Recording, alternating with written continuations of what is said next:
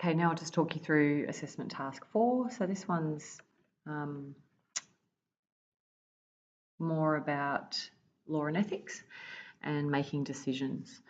So question 1 is just some more defining. So define those 3 terms and include where you got your reference sources from. Number 2, choose and research and choose a nursing ethical decision-making model, and then briefly describe the steps. And that's a 150 to 200 words. Number 3, so there's 4 case scenarios included here for you to consider, and for each scenario down below here, we want you to break that down into these A, B, C, D, E. Okay, so for example, case scenario 1, A, so read the case scenario, and then 1, we want you to tell us exactly what you think from the scenario. What is your immediate gut feeling? You can write whatever you want here. This is no judgment from us. You're just telling us how the situation makes you feel. Okay, and then B, we want you to think about, for that scenario, what would your goals, what would your objectives be from this scenario? Okay, and C, this is a really important one. From the scenario, what are the objective facts?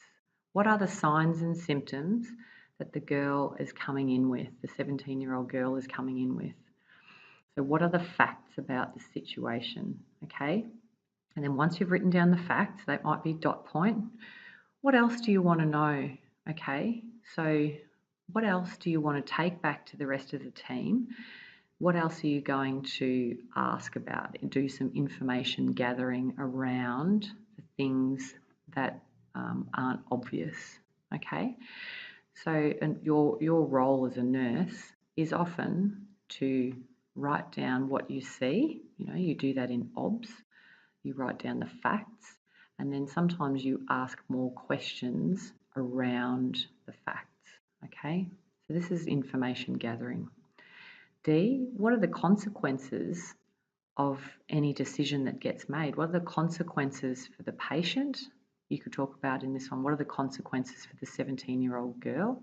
What are the consequences for the girl's mother who's involved in this situation as well?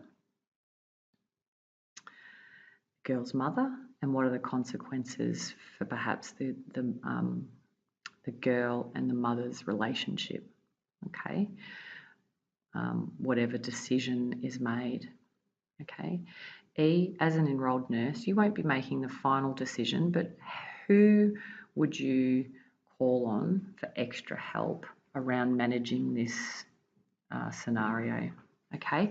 And then for one of these scenarios, so pick one scenario and we want you to document some progress notes. So if you were the emergency department nurse and this patient came in as your patient, you need to write some admission notes. So in your notes, you might write, at the end of it, you'll write or at the beginning, you'll write the date, the time, and then at the end of it, you'll just put your name and your designation.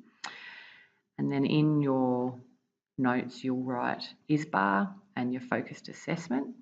And then, because there is a word count to this, 300 to 400 words, you might then make a secondary note after you've done your initial assessment of the patient. Something else might happen with this patient that you might add in later, okay?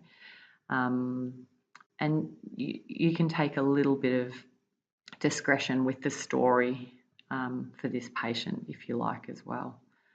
Okay, and that's 1, 2, 3, 4 scenarios, and that's it for that assessment.